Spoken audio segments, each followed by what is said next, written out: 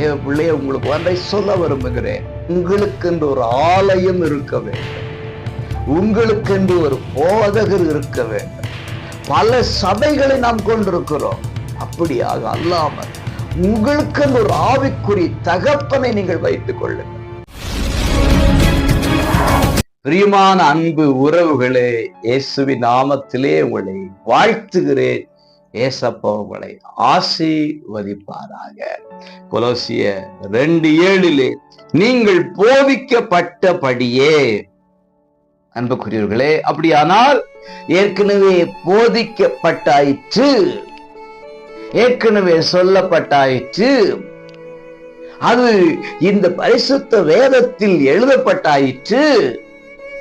இதை கடந்து இன்னொரு போதனை இல்லை, இன்னொரு சுவிசேஷம் இல்லை, இன்னொரு இயேசு இல்லை. இன்றைக்கு சிலர் வேற இயேசுவை பிரசங்கிக்கிறார்கள், வேற சுவிசேஷத்தை கொண்டு வருகிறார்கள், வேற ஒரு மார்க்கத்தை கொண்டு வருகிறார்கள். இதோ வேதம் சொல்லப்பட்டாயிற்று, நமக்கு போதிக்கிற புஸ்தகமாக நம்முடைய கைகளில் கொடுக்கப்பட்டாயிற்று. இதிலே நேரத்தை செலவிடுங்கள். வேதம் நமக்கு போதிக்கிறது, வேதம் எழுதி வைக்கப்பட்டிருக்கிறது.